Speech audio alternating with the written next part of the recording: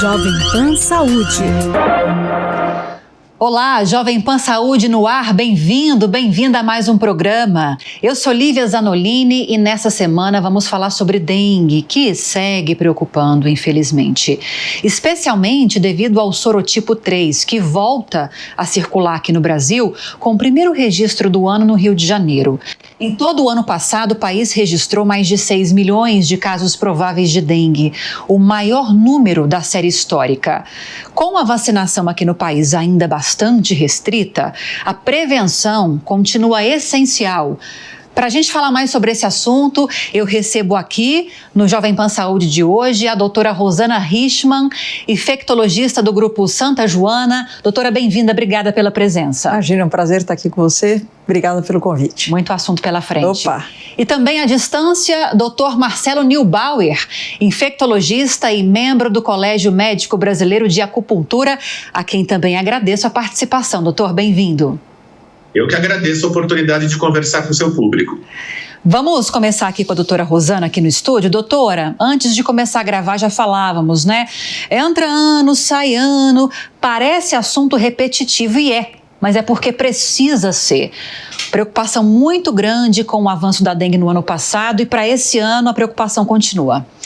Tenha dúvida, Lívia, a dengue é uma doença que há anos nos preocupa, claro que tem seus ciclos, mas exatamente pela característica da doença, o fato de ter 4 vírus diferentes, e se você teve por um dos 4, você não está protegido pelos outros, significa que nenhum de nós está isento do risco de ter dengue, porque você precisa ter, em teoria, 4 vezes dengue na vida para falar, agora acabou. E não é isso que acontece, muito pelo contrário. Então, por isso que vai ano, volta ano. E também nós vamos conversar sobre mudanças climáticas, outras coisas, é que a gente está de novo com esse cenário. Agora, doutor Marcelo, preocupação com o sorotipo 3, que há anos não circulava aqui no Brasil. Por que agora voltou? Tem alguma explicação para isso? É porque a população já está mais imunizada em relação aos outros e sobrou para esse sorotipo? Qual a explicação tem? Olha, na verdade, como a própria doutora Rosana já enfatizou, é uma doença cíclica, os vírus eles vão se espalhando à medida que você tem pessoas imunizadas contra um sorotipo, outro tende a predominar, e o sorotipo 3 realmente nos preocupa muito, porque a vacina que nós temos, ela é um pouco menos eficiente para esse sorotipo do que para os outros. Vacinação muito restrita ainda, doutora? Só para crianças, a gente está com uma vacina em desenvolvimento pelo Butantan. O cenário da vacinação vai continuar sendo esse, só para crianças, 2 doses por um bom tempo? Lívia, a gente tem que entender que dengue é uma doença que atinge o mundo. Não é uma exclusividade do Brasil. Claro, os números brasileiros são números preocupantes. O Brasil, você comentou, em 2024, nós infelizmente fomos campeões mundiais de número de casos e de mortes, tá? Então, é um cenário muito ruim para o Brasil. Porém, se você for ver toda a população mundial, mais da metade da população mundial está sob risco de dengue. Ou seja, todo mundo quer uma vacina para dengue. Se tem uma vacina desejada pelo mundo, e nos últimos anos a gente está vendo que não é mais surpresa ter dengue adquirido na Itália, na França, na Espanha, ou seja, o vírus, o vetor, né, ele que é o Aedes aegypti, o mosquito, ele está se adaptando inclusive em outros locais, que imagina falar de dengue na Europa, era coisa né? Então, tudo isso faz com que o quantitativo de vacinas de dengue para o mundo é muito pequeno. Então, hoje, de prático, nós temos um fabricante de vacina, que é o laboratório japonês, a Takeda, para o mundo inteiro. E a capacidade de produção de vacinas, óbvio que é muito menor. Então, quanto mais desenvolvimento nós tivermos de vacinas de outros laboratórios, que venha Butantan, que venham outros, melhor para o mundo inteiro. Então, não adianta que em 2025 nós não vamos resolver o problema da dengue por causa de vacina. A vacina é restrita porque a quantidade disponível de vacina é pequena. Então, o Brasil opta por fazer entre 10 e 14 anos, ele pegou essa faixa etária e essa população tem a vacina disponível na rede pública. A vacina está licenciada no nosso país de 4 a 60, então em rede privada poderia a população estar se vacinando. Porque são Não poucas? é nem só isso, é que não tem a disponibilidade. Tem. Então, a gente fala de vacina, mas eu diria que o mais importante nesse momento é a gente falar das outras formas de prevenção. Sim, já a gente vai entrar nessa parte que é a mais importante, é essencial. Doutor Marcelo, nós priorizamos então crianças, adolescentes entre 10 e 14 anos nesse processo de vacinação aqui no Brasil, ainda com a vacina da Takeda apenas. Por que priorizar esse público? Olha, foi uma decisão do SUS que teve que ser tomada exclusivamente por exatamente o problema que a doutora Rosana colocou. A Takeda, ela tem uma capacidade produtiva limitada, mesmo que ela tivesse a possibilidade de licenciar para outros laboratórios fabricarem uma fábrica de vacinas, não é uma indústria farmacêutica comum, então é assim, tem poucos lugares, laboratórios no mundo que têm capacidade de fazer vacinas. E aí a opção do SUS foi, olha, eu tenho uma quantidade de vacinas limitada, nós vamos ter uma quantidade de vacina esse ano no Brasil de 7 milhões de doses, portanto 3,5 milhões de pessoas, e o SUS teve que optar por uma determinada faixa. As crianças dessa faixa etária estão muito expostas, são pacientes de risco de desenvolver formas mais graves da doença, então foi uma decisão técnica. Na verdade, a população de maior risco seria a população de idosos, ela não está contemplada na indicação de bula dessa vacina, e o SUS ele é obrigado a seguir as indicações de bula. Então, foi uma decisão de caráter muito mais, vamos dizer assim, econômico do que técnico, porque tecnicamente toda a população ela tem indicação do uso dessa vacina. Tenho alguns dados para trazer aqui para essa conversa, para você que está nos acompanhando. Segundo dados do Ministério da Saúde, o vírus tipo 3 não circulava no país desde 2008 e representa mais de 30% dos casos no Amapá, mais de 28% em São Paulo, mais de 18% em Minas Gerais e mais de 9% no Paraná. Agora, falando no contexto geral da dengue, nos primeiros dias de 2025, o Brasil registrou mais de 16 mil novos casos. E aí, é essencial nesse cenário de vacinação, doutora Rosana, restrita aqui no país, a gente tocar naquele ponto em que você já tocou. Prevenção. Por enquanto, a melhor arma que temos contra a dengue é a prevenção. Quais são as formas de prevenir a doença, de se prevenir da doença? A gente precisa entender que a dengue a gente chama de uma arbovirose. O que é isso? Você tem um vetor, que é o mosquito, a fêmea do Aedes aegypti. Ela, não é que ela me pica porque ela quer me transmitir doença, ela pica porque ela precisa do sangue para reproduzir. Ela precisa, não, e ela para se reproduzir. Instinto materno. Sim. Eu falo, eu chamo ela de super fêmea, porque ela tem que buscar sangue para poder colocar os seus ovos. Então, o instinto materno dela é este. Então, do ponto de vista de prevenção, quanto menos vetor eu tiver, quanto menos mosquito eu estiver, menor vai ser a chance de espalhar esse vírus. E o que ela precisa? Então, ela precisa do meu sangue. Como é que eu evito que ela me pique? Repelente.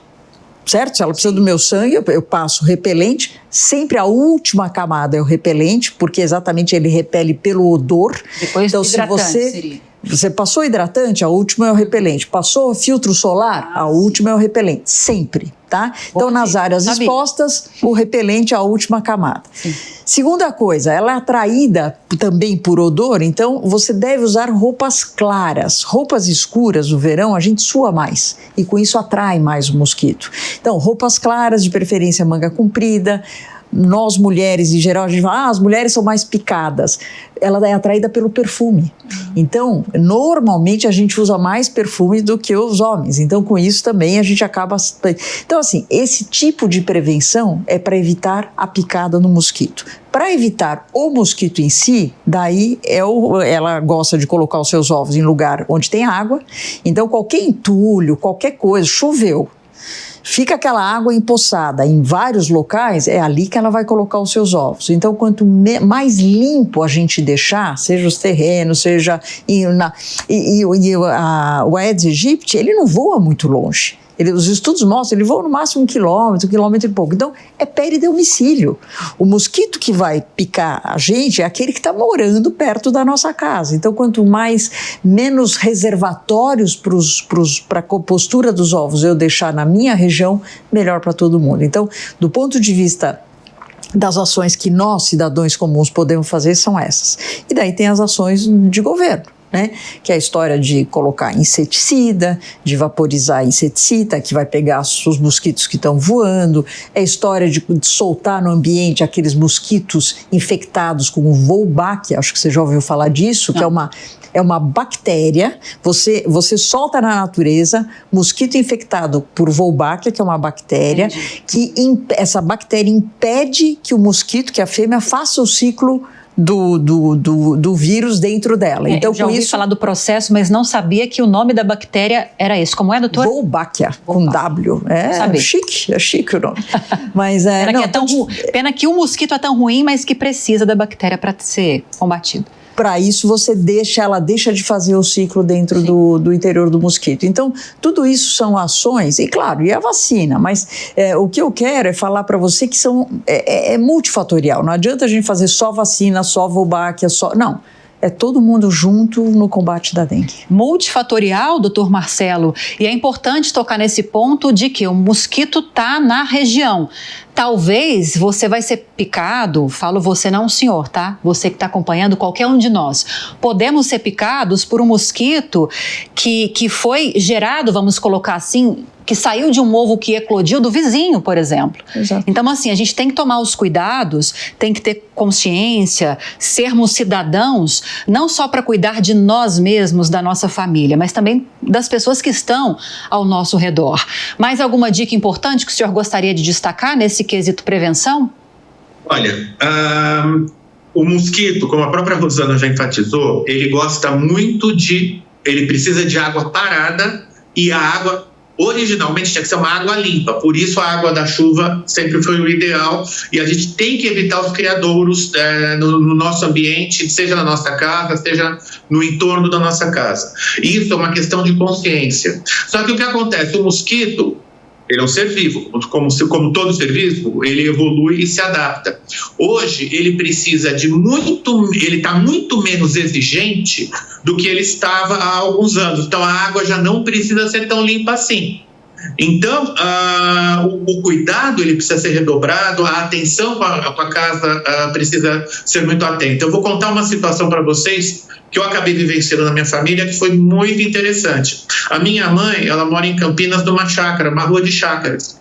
E a prefeitura, o ano passado, quando estava aquele auge da dengue, ela fez uma campanha de ir nas casas das pessoas, vistoriar a casa, dando dicas, vendo questão de criadouros, etc. Na rua dela, a única pessoa que abriu a porta para os fiscais da prefeitura foi ela. As outras pessoas não abrem. Ok, a gente sabe que tem um programa de segurança, que existem pessoas que se passam por fiscais com intenções não tão boas assim, mas as pessoas, além de não permitirem esse, vamos dizer assim, esse apoio, ainda não se mobilizam para resolver a questão dos criadouros. Eu estive na casa de uma pessoa outro dia, eu vi vaso de planta cheio de água acumulada naquele pratinho que fica embaixo. Eu orientei, pelo amor de Deus, tira essa água, coloca areia nesse vaso, senão daqui a pouco o mosquito está aí e vai picar na sua casa. E isso cabe de uma consciência populacional e caberia uma campanha governamental maciça de esclarecimento e de incentivo para as pessoas cuidarem dos próprios focos, porque o foco é exatamente o que a Rosana falou, os focos estão em casa. E a gente está num contexto, a doutora Rosana já citou aqui também, de mudanças climáticas, em que nós temos períodos do ano em que chove mais do que o normal, por um período mais prolongado do que o normal e de uma intensidade maior também do que normalmente chovia, num passado até recente, doutora, a gente pode falar assim. E esse cenário de chuvas intensas, calor extremo, a gente está vivendo nessa semana um período de muito calor aqui na região, São Paulo registrando temperaturas acima de 30 graus, por exemplo. Esse cenário é o cenário ideal para deixar a situação da dengue ainda mais preocupante. Não tenha dúvida, da dengue e de todas as outras arboviroses, exato, né? A gente está falando de dengue, mas a gente podia estar falando da febre do Oropouche, a gente podia estar falando de, sei lá, chikungunya, etc. Por quê? O calor, a cada grau a mais que a gente tem, o ciclo entre a fêmea picar, ter sangue e colocar os seus ovos encurta. Então ela consegue a postura de um maior número de ovos, o que significa maior número de mosquitos. por causa do calor. E a segunda característica também do calor é que a sobrevida do mosquito acaba aumentando um pouco. Nossa, então, ou seja, é uma conspiração quando você junta mudanças climáticas, acúmulo de água que a gente está vendo e aumentos de temperatura. Então, quando eu citei logo no início que a gente começa a ver dengue nos Estados Unidos, na Europa, tudo tem a ver com mudança de clima. Né? E com isso, ela vai se adaptando, o mosquito vai se adaptando e com isso, claro, a gente acaba tendo um número maior de casos. Então, é bastante importante, eu insisto, a gente está falando de dengue, mas a gente poderia estar falando de qualquer outra doença onde tem o componente dos vetores, que são os mosquitos, sei lá, carrapatos, todos esses intermediários em relação a isso. Deixa eu ouvi-los a respeito de uma questão mais estrutural, começando com o Dr. Marcelo, porque mais cedo, no começo do programa, a doutora falou sobre o fato de o Brasil, especialmente no ano passado, ter preocupado enormemente em relação aos índices de dengue. Casos prováveis, acima de 6 milhões, muitas mortes também registradas. E aí, obviamente que tem o fator de números absolutos, a gente está falando de um dos países mais populosos do mundo, mas tem uma questão também de conscientização, tem um componente de estrutura de campanhas, de estruturas das cidades, que acabam contribuindo de alguma forma para que os casos se multipliquem com mais rapidez. Queria te ouvir primeiro, doutor Marcelo, se tem esse aspecto também que a gente precisa trazer aqui para a discussão.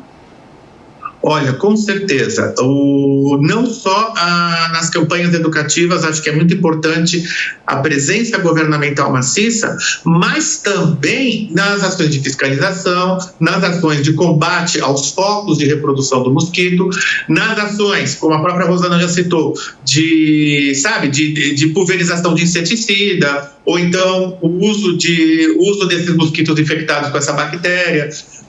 Tem ações governamentais que deveriam ser tomadas, tanto a nível federal, que deveria ser ações educativas, quanto a nível estadual, a mesma coisa, e quanto a nível municipal, ações mais diretas em relação ao combate a esses vetores. E, infelizmente, também cabe aí a necessidade da própria população se conscientizar e a população ser ativa nesse combate, porque o grande beneficiário de se controlar essa doença é a própria população. Doutora. Não, eu concordo com o Marcelo, acho que é uma ação de todos, né? É claro, eu acho que a gente não pode colocar na conta do cidadão, né? E se a gente comparar 2024, a gente tem que lembrar que o ano passado a gente estava vindo de anos pós-pandemia. Então, a gente pouco falou das outras doenças, a gente estava muito focado na pandemia, etc. O ano passado tomamos susto com a dengue. Este ano não é para tomar o mesmo susto, porque a gente acabou de vivenciar isso ano passado. Eu estou falando isso, Lívia, principalmente em termos do manejo. Não é para morrer tanta gente de dengue. Dengue não é uma doença fatal, ela não tem esse potencial, diferente da febre amarela. Febre amarela é uma doença potencialmente fatal, ela pode ser, em mais da metade das vezes, uma doença muito grave. A dengue não. As próprias chuvas totalmente fora da curva que nós tivemos no sul do Brasil em maio, elas contribuíram para esse aumento de casos por lá, doutora? Não só de dengue, né? De uma série de doenças. A gente sabe que quando a gente tem essas enxurradas todas, você tem muitos micro-organismos, seja parasita, seja leptospirose, que é uma outra doença, muitas são veiculadas pela água. A contaminação da água favorece ao crescimento do mosquito, ou seja, de novo, eu não estou querendo insistir nisso, mas as mudanças climáticas estão mostrando para nós que nós estamos no início de uma era muito diferente. Sim. Que nós vamos ter que realmente, de um lado, ser ágeis para desenvolver mecanismos de defesa, por exemplo, vacinas. Nós estamos falando de dengue, mas a mesma coisa vale para chikungunya, para zika vírus e para outras doenças. Então, eu acho que essas mudanças estão dando um alerta para nós, né, profissionais da saúde, cientistas, da emergência que nós temos agora. E a população, sem dúvida, esse tipo de conversa que a gente está tendo é fundamental para as pessoas entenderem também qual é o papel de cada um de nós. E, doutor Marcelo, nesse cenário descrito agora pela doutora, acelerar o processo de diagnóstico, e ela também mencionou isso agora há pouco, é fundamental. Vamos falar um pouquinho de sintomas, então? Reforçar os sintomas para quem está acompanhando? Perfeitamente. Essa questão do diagnóstico é uma coisa crítica. Eu tive alguns pacientes que me procuraram no passado, que eu fiz diagnóstico de dengue e que já tinham passado em outros serviços e não tinham sido corretamente diagnosticados. Então, isso é uma coisa crítica. Bom, vamos lá. Febre súbita, normalmente alta, acompanhada de muita dor no corpo, eventualmente a presença de um exantema, quer dizer, um vermelhidão da pele, bem inespecífico. Alguns pacientes podem apresentar sintomas digestivos, então náuseas, vômitos, alguns pacientes com cólica, um outro caso com diarreia também. Mas o mais característico é uma dor no corpo muito intensa e uma dor de caráter muscular, que é uma dor diferente, por exemplo, da dor da chikungunya, que é uma dor de caráter articular. Então, o paciente tem muita dor no corpo, ele palpa a musculatura e ele sente uma intensificação dessa dor. Nessa situação, o que o paciente deve fazer? Imediatamente começar a se hidratar, então pegar água, isotônico, água de coco, já ir para o serviço médico se hidratando, porque a gente sabe que a hidratação ela faz toda a diferença na evolução da doença. Durante os finais de semana eu vivo em Botucatu, uma cidade do interior de São Paulo. Lá eles não fizeram um centro de tratamento de dengue, eles fizeram um centro de hidratação para dengue. Foi fenomenal a resposta e como reduziu muito a gravidade dos casos. As pessoas iam lá para se hidratar. E elas já eram orientadas, uma campanha que a prefeitura fez, que foi muito boa, de quando começaram os sintomas, começar a se hidratar precocemente em casa. Até porque você chega nesses serviços no auge de uma epidemia, que é o que a gente espera que aconteça esse ano, talvez até pior do que o ano passado, a pessoa vai demorar para ser atendida. E esse período crítico, ela precisa se manter hidratada. Essa informação é fundamental, doutora Rosana, antes mesmo de saber se está apresentando os sintomas. Não fez ainda um teste, não tem ainda o diagnóstico, mas se pode ser dengue, ir direto para a hidratação. É isso mesmo que o doutor falou, né? É isso mesmo, porque você pega as doenças infecciosas, os sintomas que o Marcelo comentou, febre, dor no corpo, náusea, vômito, quantas doenças não têm os mesmos sintomas? Então até eu falo, puxa, mas será que é dengue, será que não é? Começa a se hidratar, isso é muito importante, isso não tem nenhuma contraindicação você começar essa hidratação, é uma hidratação que a gente fala vigorosa, eu sempre pergunto, você não sei... Pode perguntar, doutora, vamos lá. Quanto você ingere de líquido por dia, qualquer um de nós? Quem bebe bastante líquido, só para relembrar, um copo tem uns 200 ml, quem ingere bastante líquido, nós estamos falando aí de 2,5, 3 litros por dia. Sim. Na dengue, na suspeita de dengue, a reidratação, a gente fala em 80 ml por quilo. Ou seja, alguém que tem, 60 quilos deveria estar tomando quase 5 litros por dia. É muita hidratação. Então, eu acho que é importante a gente falar isso e entender o porquê. Falar, qual é a relação? Por que eu preciso beber água se eu estou com dengue? O vírus, ele tem uma capacidade de deixar o nosso vaso sanguíneo mais permeável. Imagina que, em vez de estar fechadinho, ele vira uma peneirinha.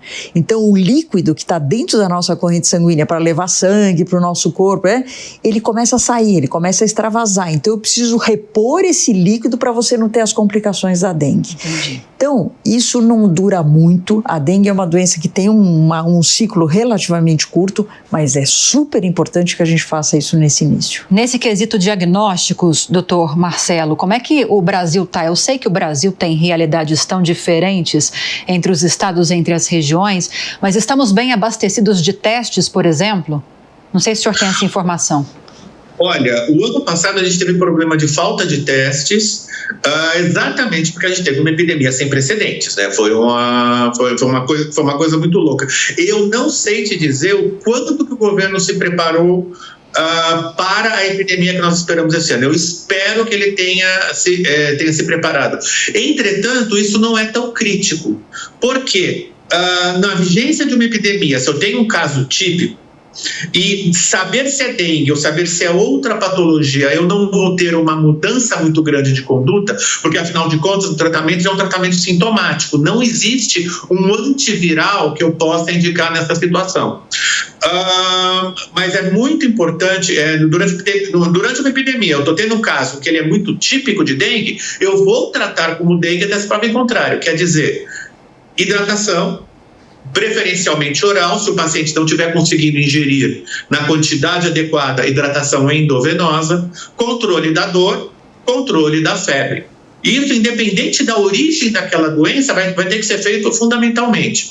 Agora, realmente, eu não sei se a Rosana tem alguma informação que ela possa colocar, mas eu não vi em nenhum lugar alguma descrição de ações preventivas por uma provável epidemia que deve acontecer esse ano. Doutora, antes de responder a essa pergunta do Marcelo, eu queria que a senhora já emendasse com a questão, até me esqueci agora, estou pensando medicamentos.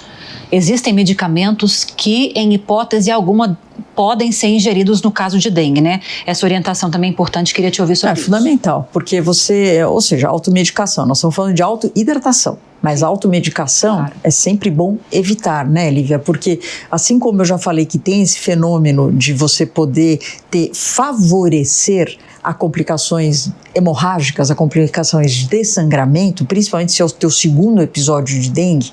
Normalmente o segundo episódio de dengue, e num país como o nosso endêmico, tem muita gente que já teve dengue uma vez, ele tem um potencial maior para ser uma dengue grave. Então, nessas situações, você tomar medicamentos anti-inflamatórios, derivados de ácido acessil salicílico, você vai só botar lenha nessa fogueira. Você vai piorar a sua situação. Então, cuidado com a automedicação. Porque às vezes fala, mas outro dia eu tive uma febre, uma dor no corpo, eu tomei um anti-inflamatório e melhorou. Mas podia ser um vírus respiratório, podia uma outra doença. O vírus da dengue tem essas características, então a gente deve evitar ao máximo a automedicação. Em relação ao diagnóstico que a gente estava comentando, eu acho só importante assim, o exame para diagnosticar a dengue, ele tem a ver com o período da doença. Então não é tão simples também, porque se você está logo no início da doença, nos primeiros 3 dias, você faz um tipo de teste, que é o teste para antígeno, tá? É um tipo de teste. Se você já está lá pelo 7º dia da doença, é outro tipo de teste. E se você fizer esse do começo aqui no 7º dia, ele vai vir negativo, você vai falar, não era dengue. E é mentira. Então, eu insisto que para a população como um todo, se está tendo caso de dengue na sua região e você tem os sintomas clínicos, pense primeiro, antes de falar que não é, independente da parte laboratorial, vamos agir como se fosse, Lívia. Com isso, a gente pode prevenir os desfechos piores. A melhor orientação, doutora. Só para matar nossa curiosidade, nosso programa está acabando já, doutor Marcelo, como um representante aqui no programa do Colégio Médico Brasileiro de Acupuntura, eu queria entender de que forma a acupuntura tem relação com o tratamento da dengue. Tem essa relação ou não? Olha, assim, você usar agulhas, embora não seja contraindicado, em um paciente com uma doença que é potencialmente hemorrágica, não deixa de ser um risco. Pode ser feito? Pode, mas eu particularmente, eu faço nesses pacientes para ajudar no controle da dor e inclusive diminuir o uso de medicação, como a própria Rosana enfatizou, a gente tem que tomar cuidado com o uso de medicação. Eu faço acupuntura a laser, eu faço inclusive imunomodulação a laser nesses pacientes, com um excelente resultado e redução do uso de medicamentos. É claro, a minha prioridade é a hidratação, a minha prioridade é o diagnóstico. Eu uso a acupuntura como um auxiliar. Eu tenho alguns pacientes, inclusive, que eu consegui controlar no consultório, principalmente com crise de dor, e principalmente paciente idoso, onde até o próprio uso já toma muito medicamento. Eu ainda vou colocar mais medicamentos na história, realmente é muito ruim. Então, eu tenho utilizado com excelente resultado. Não temos mais tempo, infelizmente, mas o principal, o mais importante, nós tratamos aqui no programa de hoje. Queria agradecer muito a participação da doutora Rosana Richman, infectologista do Grupo Santa Joana. Bem-vinda sempre, doutora, muito obrigada. Imagina, um prazer estar com você e principalmente esclarecer coisa tão importante para a população. É isso aí. E falamos também com o doutor Marcelo Neubauer, infectologista e membro do Colégio Médico Brasileiro de Acupuntura. Muito obrigada também, doutor, bem-vindo sempre.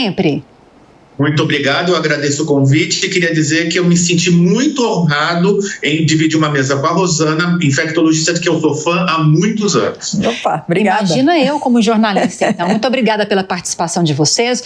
A você que esteve conosco, muito obrigada pela audiência e pela companhia. Tem alguma dúvida, quer sugerir algum tema? É só nos enviar um e-mail, saude@jovempan.com.br. Para rever essa e outras entrevistas, é só acessar o canal Jovem Pan News ou o aplicativo da Panflix para Android e iOS. Um abraço para você e até a próxima. Jovem Pan Saúde. A opinião dos nossos comentaristas não reflete necessariamente a opinião do Grupo Jovem Pan de Comunicação. Realização Jovem Pan News.